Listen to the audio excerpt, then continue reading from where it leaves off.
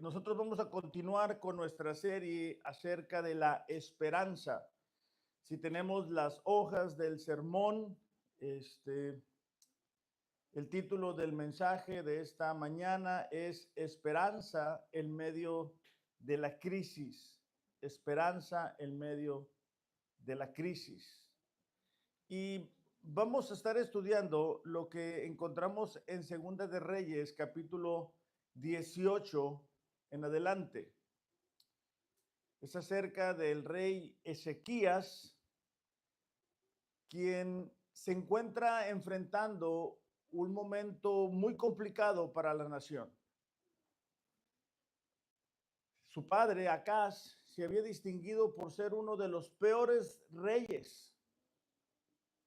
Inclusive, ¿verdad? La Biblia nos relata que pasó a sus hijos por sacrificio, es decir, los sacrificó en adoración a otros dioses.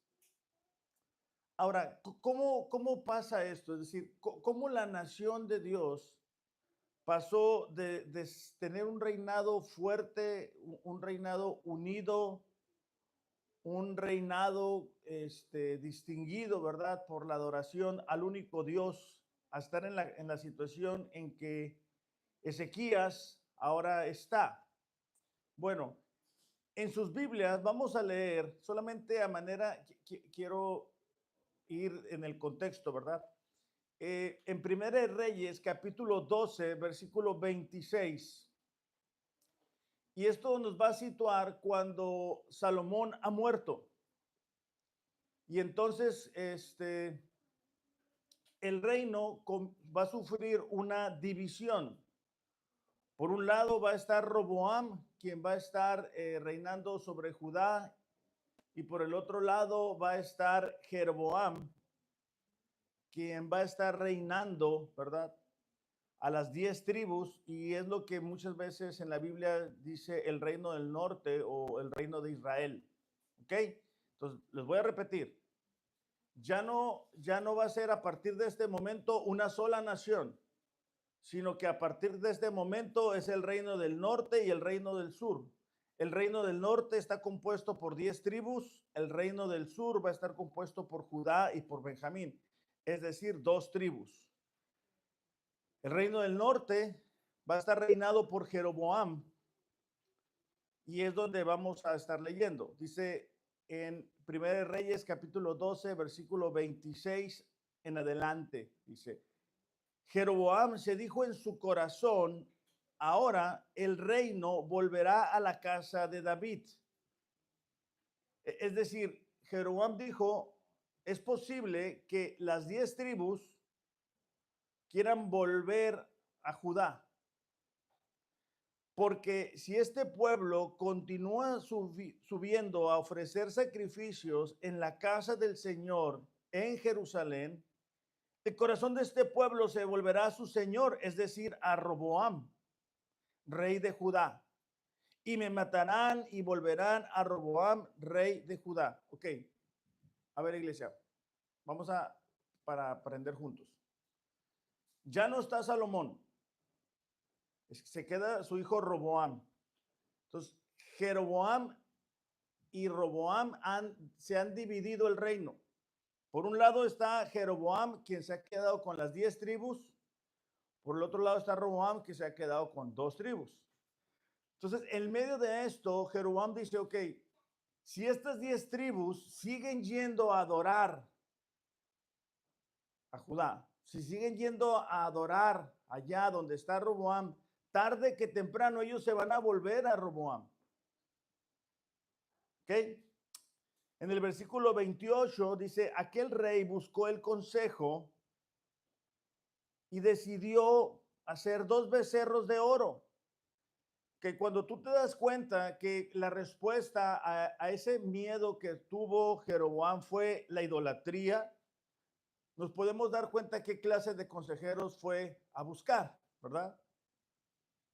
Porque le dijeron, mira, la solución para que no tengan que ir hasta allá es hazles 2 becerros.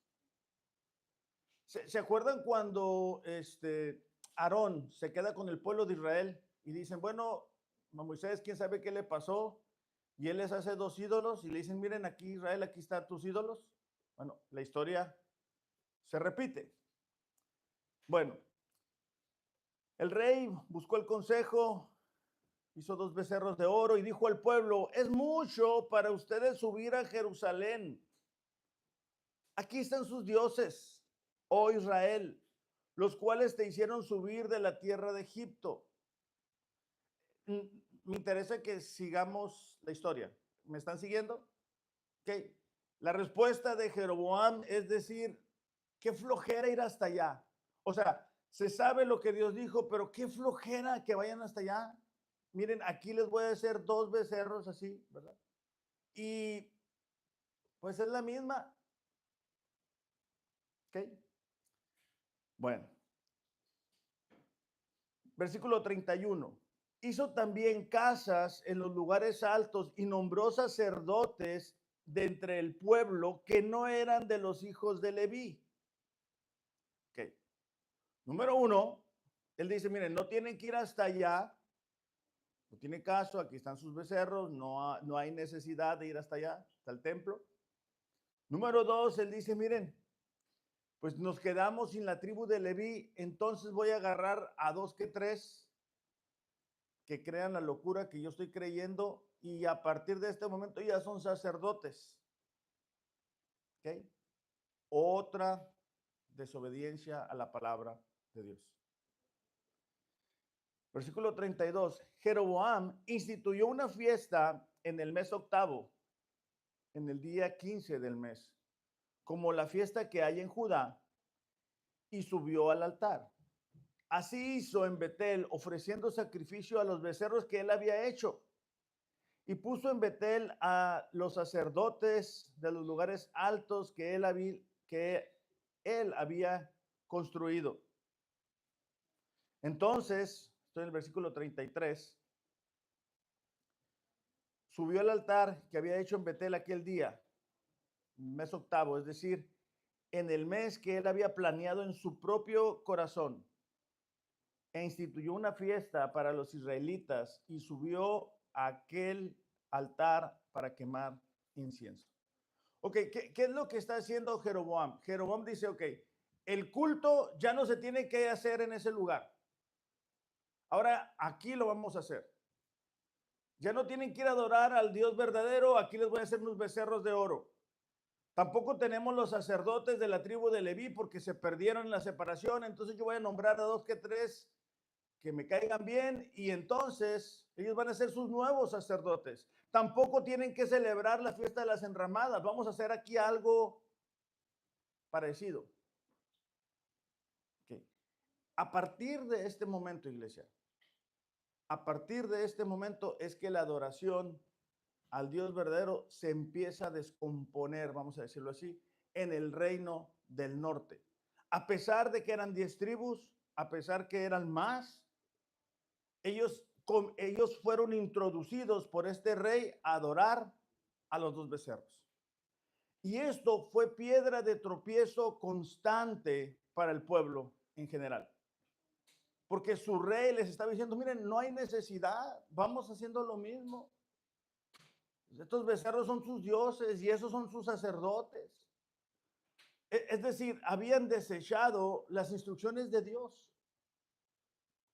Ahora, esto es nada más a manera de contexto, porque la historia que vamos a leer, lo que vamos a estudiar en esta mañana, es del rey Ezequías. ¿Por qué es esto importante? ¿Por qué los llevé hasta Primera de Reyes? Porque Ezequías está reinando sobre Judá. Y Judá había de alguna manera sido corrompido, al igual que el pueblo de Israel en cuanto a la idolatría. En especial el padre de Ezequías, el rey Acaz, como les digo, se había distinguido por la idolatría, por el sacrificio de sus propios hijos, tenía a la nación, ¿verdad? Moralmente, económicamente, materialmente, pero sobre todo espiritualmente en una condición nefasta.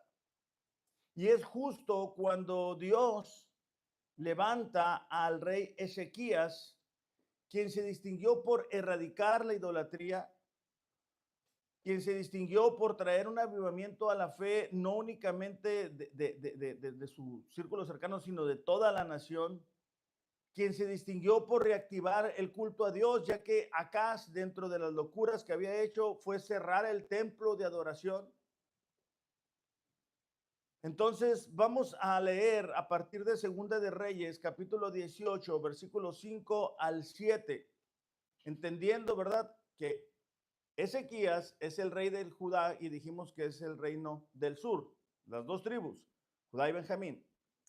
Dice, Ezequías confiaba en el Señor Dios de Israel.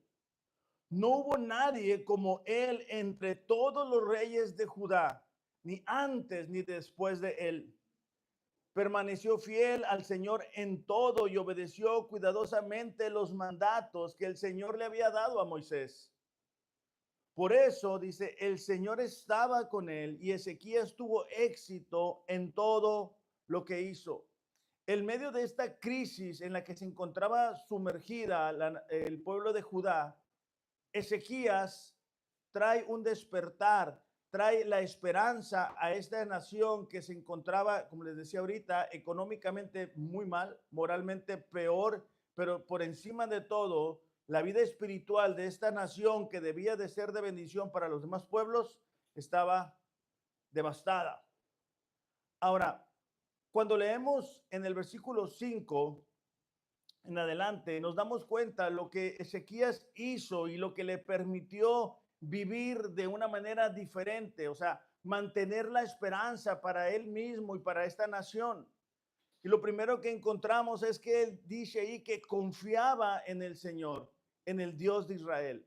Ahora, cuando vemos esto, pudiera ser nada más teoría, es decir, la mayoría de nosotros decimos confiar en Dios, pero él está en medio de una crisis y tiene que esa confianza que dice tener, demostrarla.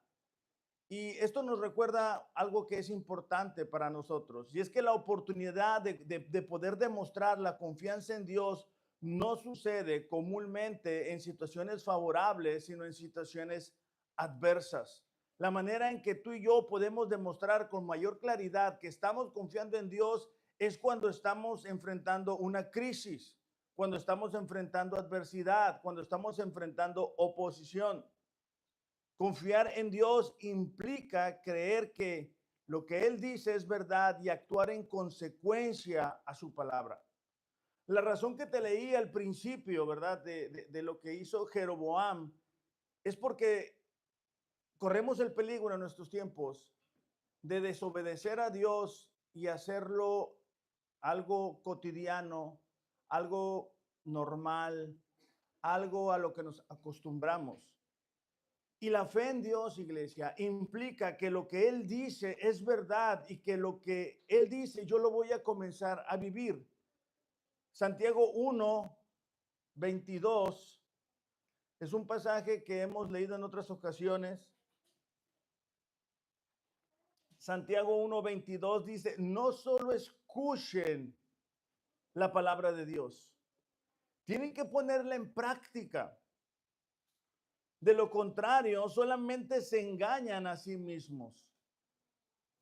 Debemos de poner en práctica la palabra de Dios.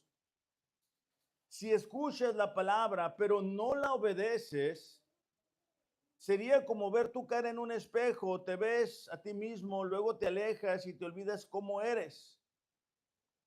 Pero si miras atentamente en la ley perfecta que te hace libre y la pones en práctica y no olvidas lo que escuchaste, entonces el Señor te bendecirá por tu obediencia.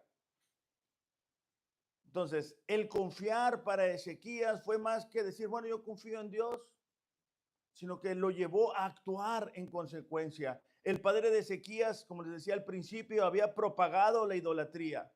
Habían sido años difíciles, oscuros para la nación de Judá. El reinado de Acaz, el padre de Ezequías, habían sido 16 años, donde inclusive sacrificó a sus propios hijos. O sea, imagínate el rey de esta nación dando el ejemplo, ¿verdad? Sacrificando a sus propios hijos. Y en medio de todo eso surge Ezequías acostumbrada esta nación ya a la idolatría. Le habían hecho parte de ellos. Vamos a ir a Segunda de Crónicas 29. Segunda de Crónicas 29. Porque aquí vamos a darnos cuenta cómo Ezequías estaba convencido de que Dios podía ayudarles. Una característica de los reyes que no agradaron a Dios es que en medio de sus crisis, ellos no pedían la ayuda de Dios. Ellos pedían la ayuda de otras naciones paganas. Entonces, eso debe de ayudarnos a nosotros a reflexionar que en medio de las crisis necesitamos depositar totalmente nuestra confianza en Dios. Ya estamos ahí, Segunda de Crónicas 29, 5 al 10, dice, en el primer mes del primer año de su reinado, es decir, en cuanto iba empezando, ¿verdad? Ezequías reabrió las puertas del templo de Dios, del Señor, y las reparó. Bueno, las abrió porque su padre las había cerrado. Y él se dio cuenta que la condición en que se encontraba esta nación era el resultado de su condición espiritual. Y mientras que el padre había cerrado eso, él dice, no, no, hay que abrirlo, hay que volvernos a Dios, hay que buscarle en adoración. Versículo 4 dice, convocó a los sacerdotes y a los levitas a encontrarse con él en el atrio al oriente del templo. Y les dijo, levitas, escúchenme, purifíquense ustedes y purifiquen el templo del Señor, Dios de sus antepasados. Quiten del santuario todos los objetos contaminados. Nuestros antepasados fueron infieles, se hicieron lo malo a los ojos del Señor nuestro Dios. Abandonaron al Señor y al lugar donde Él habita. Le dieron la espalda. También dice, cerraron las puertas de la antesala del templo y apagaron las lámparas. Dejaron de quemar incienso y de presentar ofrendas quemadas en el santuario del Dios de Israel. Por eso el enojo del Señor ha caído sobre Judá y Jerusalén. Él dice, los hizo objeto de espanto, horror y ridículo, como ustedes pueden ver ante sus propios ojos. No lo busquen, pero en Deuteronomio 28, los primeros versículos habla de las bendiciones que vendrían sobre el pueblo. ¿Se acuerdan? Los que lo han leído, Deuteronomio 28, los primeros versículos habla de que va a ser bendito en el campo, en todo lo que hagas, todo lo que toques y demás. Pero en ese mismo capítulo 28, después vienen las consecuencias de la desobediencia. Y una de las consecuencias era precisamente esto: la cautividad, el abandono, el terror, el horror. Y Dios estaba siendo fiel a sus promesas. Este pueblo dijo, mira, no pasa nada. Nosotros somos el pueblo de Dios, nada nos va a pasar. Podemos, ¿verdad?, hacer lo que mejor nos parece, no pasa nada. Y eso es muy actual para nuestros tiempos, porque muchas veces podemos decir, bueno, no pasa nada. No estoy tan mal como estaba antes, no pasa nada. Y Dios busca, iglesia, que estemos totalmente comprometidos con Él. Que no hagamos, ¿verdad?, nuestra voluntad y después queramos involucrarlo a Él, justificando nuestras desobediencias. Dice el versículo 9, debido a eso, nuestros padres murieron en batalla y nuestros hijos, hijas y esposas fueron capturados. Entonces, Ezequías se daba cuenta que el abandono que ellos estaban experimentando era consecuencia de su desobediencia. Pero no únicamente Ezequías se dio cuenta de eso. Ezequías sabía que Dios era fiel, que Dios les amaba, que Dios iba a cumplir su plan y su propósito con ellos. Por eso es en el versículo 10 dice, pero ahora dice, haré un pacto con el Señor, Dios de Israel, para que su ira feroz se aparte de nosotros. Entonces, estaba haciendo Ezequías reformas y era una muestra de que la fe de Ezequías era genuina. Él logró reconocer que la nación se encontraba como se encontraba en esa terrible condición, en ese terrible estado, por su desobediencia. Pero también llegó a reconocer, hey, Dios nos ama, Dios nos quiere restaurar, Dios quiere lo mejor para nosotros y por eso es que podemos volver a Él. Entonces, para nosotros, la pregunta en este día pudiera ser, ¿cuáles son esas áreas en que necesitamos alinear nuestra vida a la voluntad de Dios? Porque Ezequiel se da cuenta que el templo está cerrado, los levitas están de vacaciones y por eso están como están. Porque la función de los levitas era estar encargados del templo, ofrecer los sacrificios, el incienso, todo eso. Y si el templo está cerrado, la adoración está cerrada, los levitas no están en función, no hay la adoración al Dios verdadero.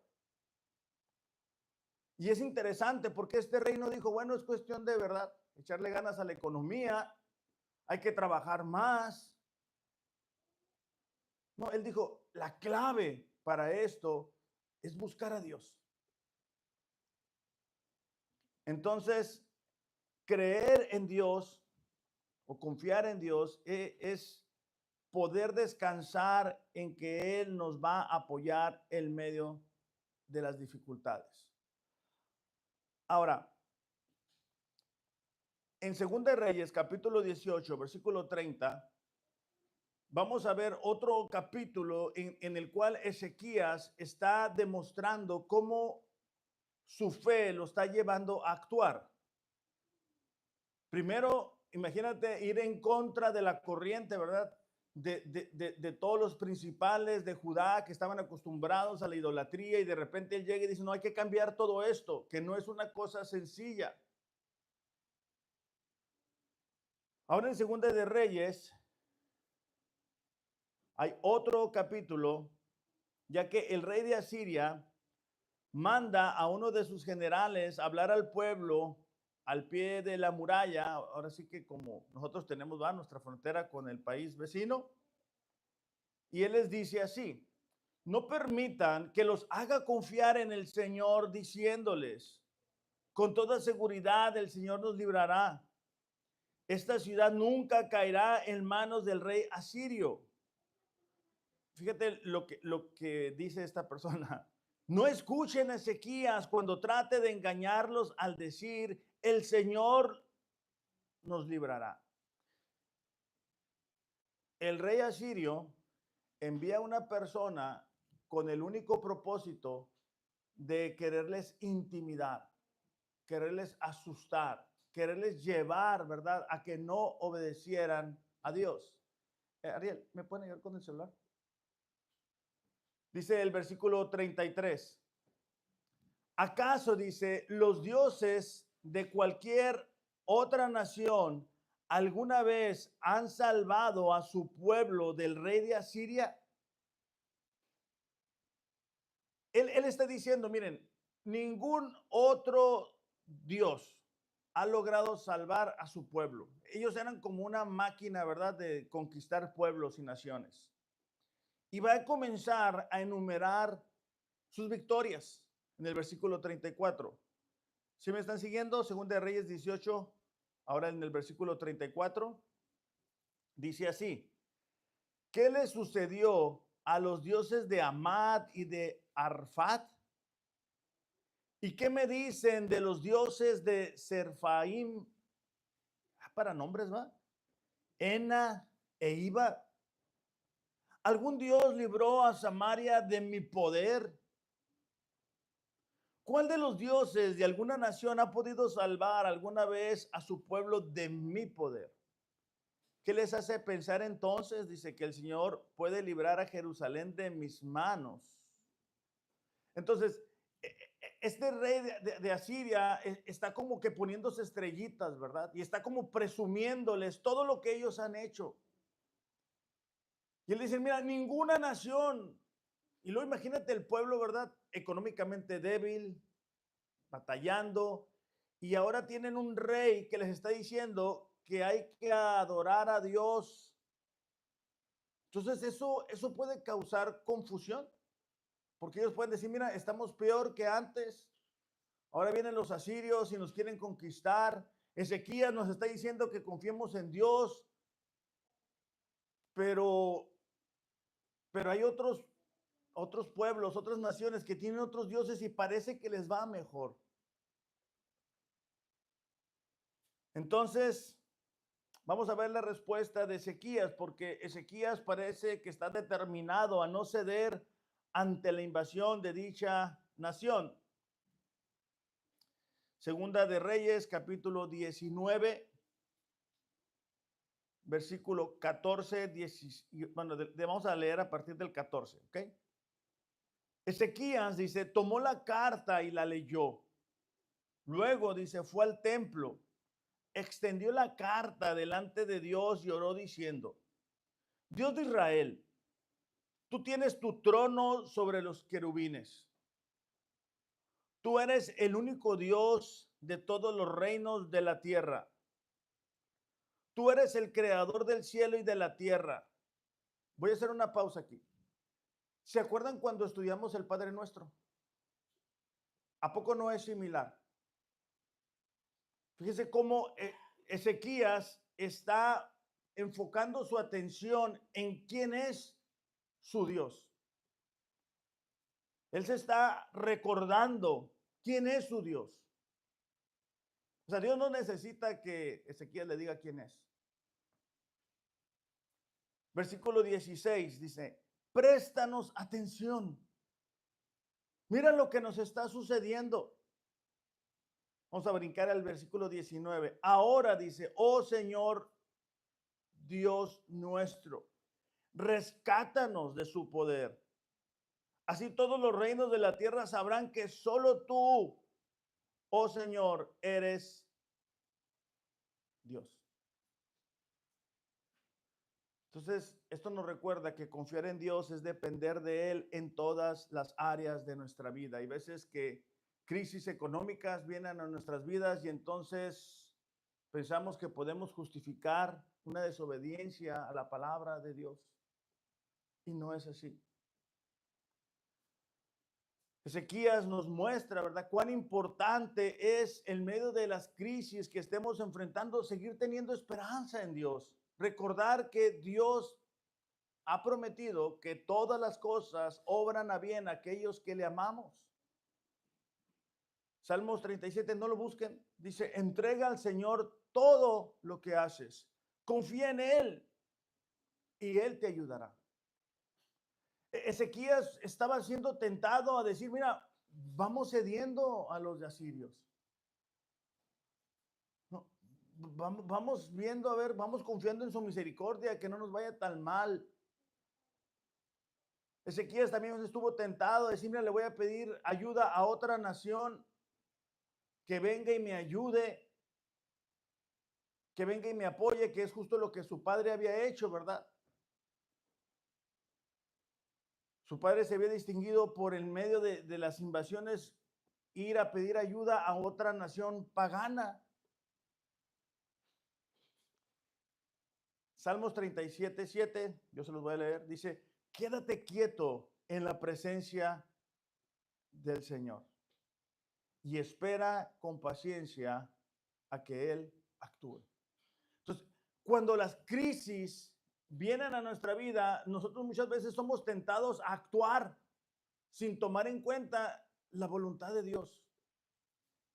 Y es en medio de esas crisis, iglesia, que nosotros podemos demostrar, llevar a la acción la fe que tenemos en Dios. Pero es en medio de esas crisis donde somos tentados a decir, no hay que obedecer, o sea, Dios no está esperando una obediencia al 100%. Y empezamos a justificar muchas veces nuestros actos de desobediencia y eso nos lleva a alejarnos de Dios. Y en medio de la crisis necesitamos recordar que la única esperanza firme es Dios.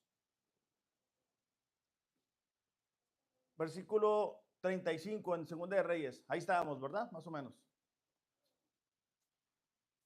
Esa noche, el ángel del Señor fue al campamento asirio y mató a 185,000 soldados de golpe y porrazo. Cuando los asirios que sobrevivieron se despertaron a la mañana siguiente, encontraron cadáveres por todas partes. Es interesante porque era un problema enorme el que Ezequías estaba enfrentando. A sus ojos, y cuando nosotros leemos la historia, dices, no, pues está complicado. Pero la respuesta de Dios nos recuerda que en medio de las crisis, Él es nuestra esperanza. Que no debemos de comprometer nuestra fidelidad a Dios por actuar en conveniencia. Ahora, como les decía, ¿verdad? Ezequías tenía un padre que había estado entregado a la idolatría. Entonces, imagínate los consejos que le daba este papá a su hijo Ezequías. Y esto nos ayuda a recordar que muchas veces nosotros podemos estar rodeados de personas que no necesariamente son cristianos y tenemos que tener cuidado con sus consejos, comentarios. Y que debemos de estar constantemente practicando nuestra confianza en Dios, haciendo lo que nosotros debemos hacer. Ahora, puede ser que algunos de nosotros estemos enfrentando crisis en diferentes áreas. Puede ser una crisis económica, puede ser una crisis en el matrimonio, puede ser una crisis de nuestra propia persona, que nos sentimos confundidos, que nos sentimos solos, que nos sentimos desanimados. Y somos tentados a querer salir de ahí en nuestras propias fuerzas. Y yo lo que te propongo, iglesia, es que en medio de lo que estemos enfrentando, cualquiera que sea la crisis, podamos poner nuestros ojos en el Señor. Y podamos decir como Ezequías, mira, nosotros no sabemos qué hacer. Necesitamos que nos rescates. Necesitamos que me ayudes. Porque pudiera ser que en medio de la crisis queremos salir por nuestra propia fuerza. Y esa crisis fue especialmente diseñada por Dios para mostrarnos que no se trata de nuestras propias fuerzas. Y nosotros queremos salir de esa crisis. Y no se trata de salir únicamente, sino pudiera ser que se trate de que nos demos cuenta que el único en cuya esperanza podemos estar seguros es en Dios. Y ese es el propósito de la crisis que pudiéramos estar enfrentando el día de hoy.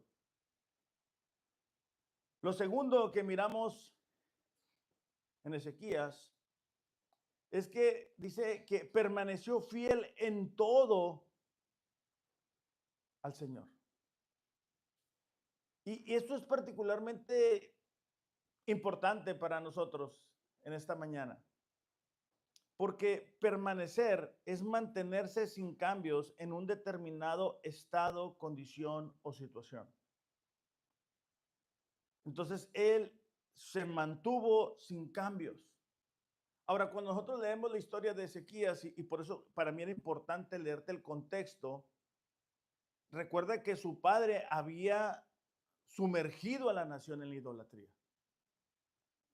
Que no era tan fácil él permanecer fiel ante la presión de las personas, de decir, mira, estamos buscando a Dios y mira cómo nos está yendo. A ideas, personas, gente cercana.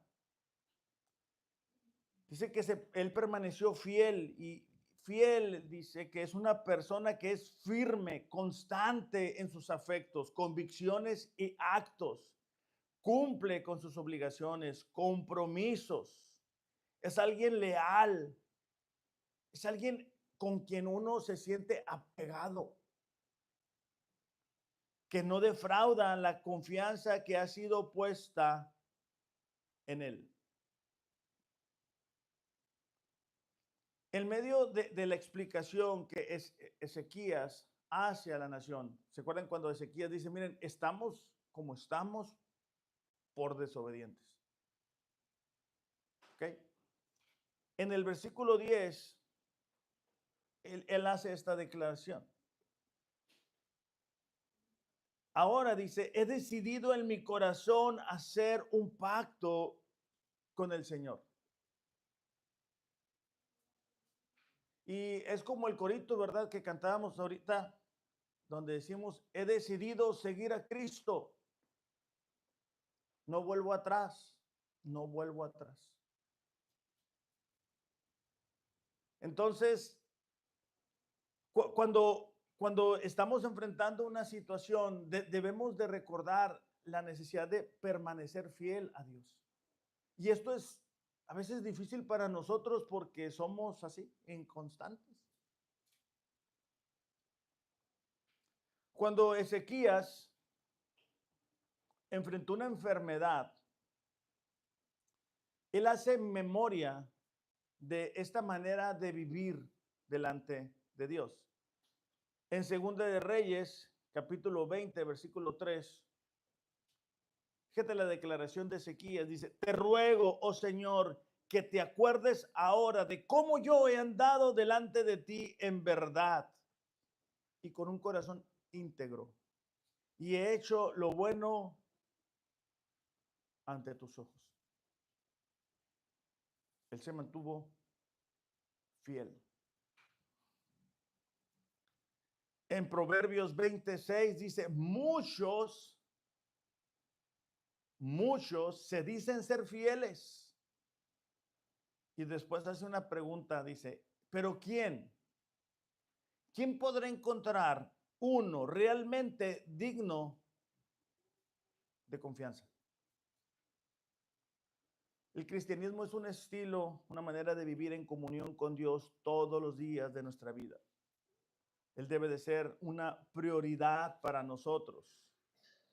Y hace rato Ariel nos recordaba, ¿verdad? Que acabamos de celebrar, bueno, Ariel o Nefi, de la resurrección y de la posibilidad de vivir de una manera diferente. Y eso debe de ayudarnos a reafirmar nuestro compromiso con el Señor, iglesia. De recordar, hey, él nos amó. Él vino, vivió una vida perfecta, pagó por nuestros pecados para que nosotros pudiéramos tener acceso al Padre. Ahora, la pregunta es, ¿qué estamos haciendo con tan grande salvación? Necesitamos buscar mantenernos fieles al Señor. Evitar estos, ¿cómo se dice? Como estos picos, ¿verdad? De inconstancia. Santiago 1:6 nos recuerda acerca de el peligro de la inconstancia. Porque dice, el que duda es como una ola del mar que el viento lleva de un lado a otro. Ahora, quiero hacer un paréntesis aquí, porque a lo mejor decimos, no, yo sigo confiando en Dios. Y te voy a llevar al primer punto. Y el primer punto es que nuestra confianza se demuestra con acciones. Porque nosotros podemos decir, no, si yo confío en Dios, pero nuestras acciones quizá no lo demuestran así. Dice, quien es así, es decir, inconstante o que duda, no crea que va a recibir nada del Señor, porque hoy piensa una cosa y mañana otra. Y no es constante en su conducta. Está describiendo la persona que un día quiere todo con el Señor y el otro día no quiere todo con el Señor. Y un día quiere hacer las cosas que agradan a Dios y al otro día no. Y nosotros necesitamos ser perseverantes. De hecho, el siguiente capítulo, hablando de las disciplinas espirituales, que me imagino que ya hemos comenzado a leer, habla de la perseverancia de estas disciplinas, porque si no se vuelve solamente conocimiento, sino debemos de mantenernos fieles, ¿verdad? Dice Gálatas 6:9, no nos cansemos de hacer el bien. Es decir, nos podemos cansar de hacer el bien. O sea, existe esa posibilidad. A su debido tiempo, cosecharemos numerosas bendiciones si no nos damos por vencidos. Y es que a veces pudiera ser que comenzamos, ¿verdad?, a sembrar algunos actos de obediencia y de repente no miramos la cosecha y sin darnos cuenta comenzamos a sembrar semillas de desobediencia. Y luego viene la cosecha de esas semillas de desobediencia y uno dice, ay Dios, ¿dónde estás? ¿verdad? Bueno, él sigue estando donde mismo. Solamente que si somos inconstantes, ¿verdad? Y yo no soy un especialista en sembrar, pero sé que la semilla que siembras es de la que sale.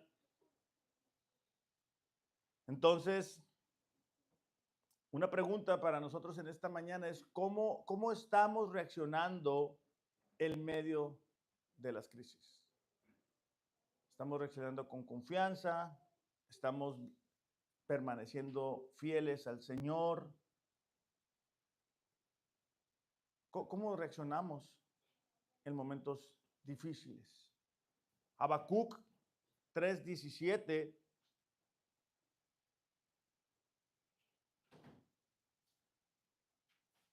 Esos libros son buenos, ¿verdad? Para que sepan dónde están en las Biblias. 3:17. Habacuc. De ahí nos vamos a ir a Sofonías. No es cierto.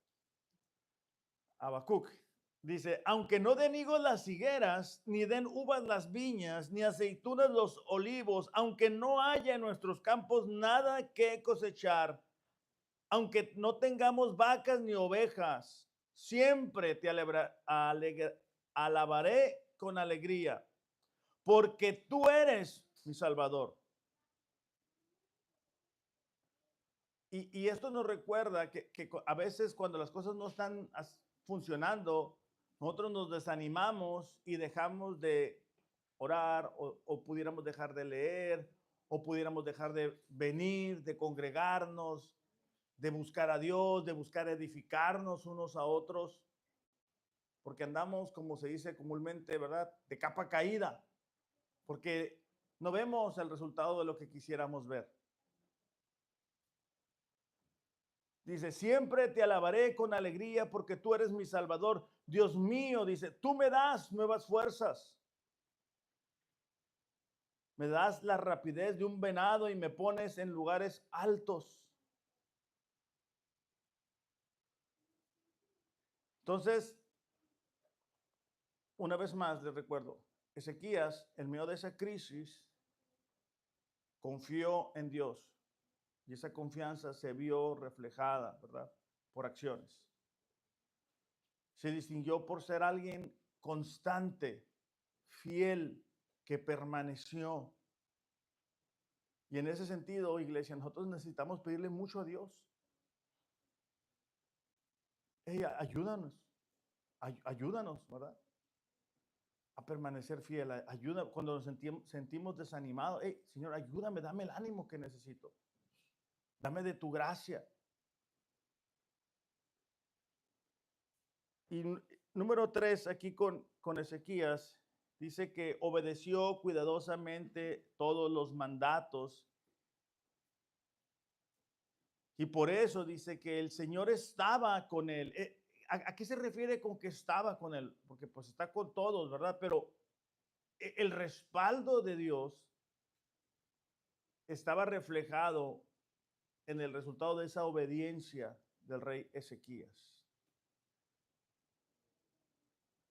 Segunda de Reyes, capítulo 18.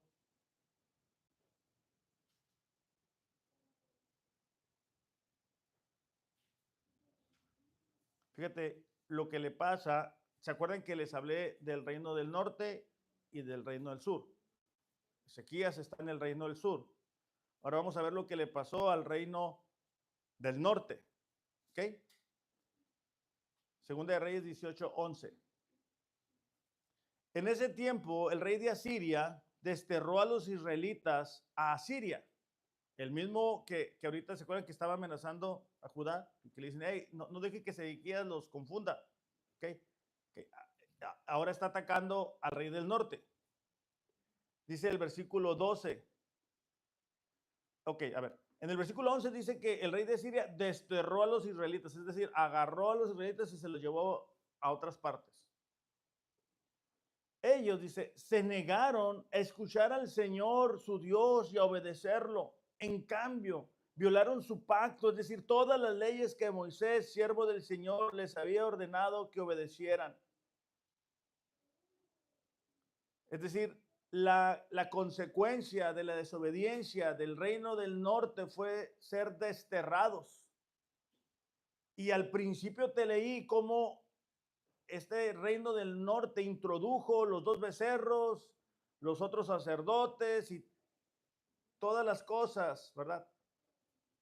Equivocadas. En cambio, Ezequías en su primer año, en el versículo 8 de Segunda de Reyes, dice que él quitó todos los santuarios paganos, destrozó las columnas sagradas, derribó los postes dedicados a la diosa Acera. Imagínate los parientes de Ezequías. Se enteran, ¿verdad?, que Acaz ha muerto y el nuevo rey es Ezequías. La expectativa es, ¿qué va a hacer Ezequías ahora? Y de repente ven a Ezequías tumbando todas las columnas que ellos estaban acostumbrados a adorar. Pero la obediencia que Dios había traído al corazón de Ezequías era una obediencia radical. Era una obediencia que no estaba con un pie con el Señor y otro pie queriendo quedar bien con la gente. De hecho, Pablo dice, ¿verdad? Si yo quisiera quedar bien con la gente, no pudiera ser ministro de Dios. Ahora, no únicamente eso, en segunda de Crónicas 29:3 dice, Ezequías reabrió las puertas del templo del Señor y las reparó. Hace rato te decía, ¿verdad? El padre las había cerrado. Ahora Ezequías las abre. Y es interesante cuando leemos la historia de Ezequías y descubrimos que, lo que te acabo de decir, fue su padre el que la cerró. Pero Ezequías se había dado cuenta que era precisamente eso lo que los tenía en la condición en que los tenía. La obediencia, iglesia, es como una valla de protección para nosotros. Y Ezequías se distinguió por actuar conforme a la palabra de Dios. De hecho, en Job, eh, cuando Dios está teniendo esta conversación con Satanás, me llama la atención porque Satanás es el que dice, ¿acaso no has puesto una valla de protección alrededor de Job? O sea, como diciendo, yo no puedo hacer nada. Y a veces se nos olvida eso. Y Dios está en control de nuestras vidas. No hay algo que suceda en nosotros que no haya sido filtrado por Dios.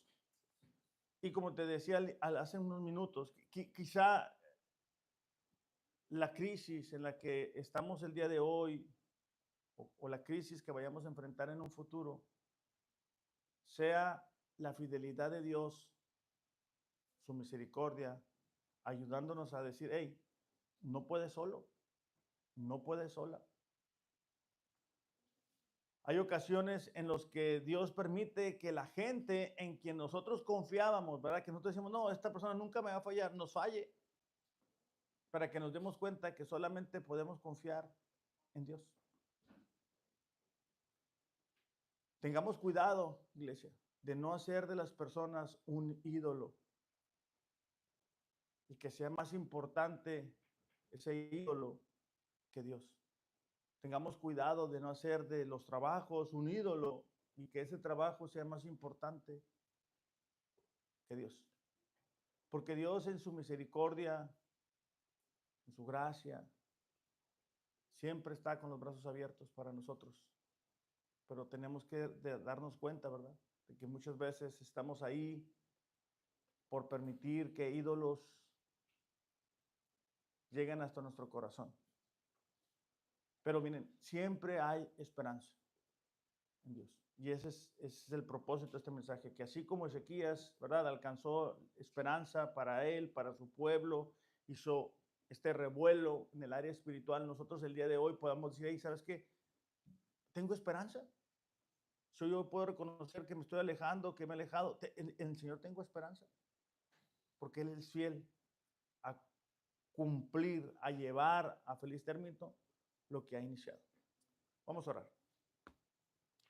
Dios, te damos gracias en esta mañana por ayudarnos a recordar que en ti siempre tenemos esperanza para nuestras vidas. Te pedimos, Señor, que como iglesia tú nos ayudes. Te necesitamos tanto, Señor, y de tantas formas. Ayúdanos, Señor, a volvernos a ti. Tú conoces las necesidades que cada uno de nosotros tenemos. Y solamente tú eres capaz de suplir cada una de esas necesidades. Ayúdanos a creer y confiar, Dios, que sin importar lo que el día de hoy estemos enfrentando, en ti hay esperanza. Una esperanza que no defrauda, una esperanza que es firme. En el nombre de Jesús. Amén.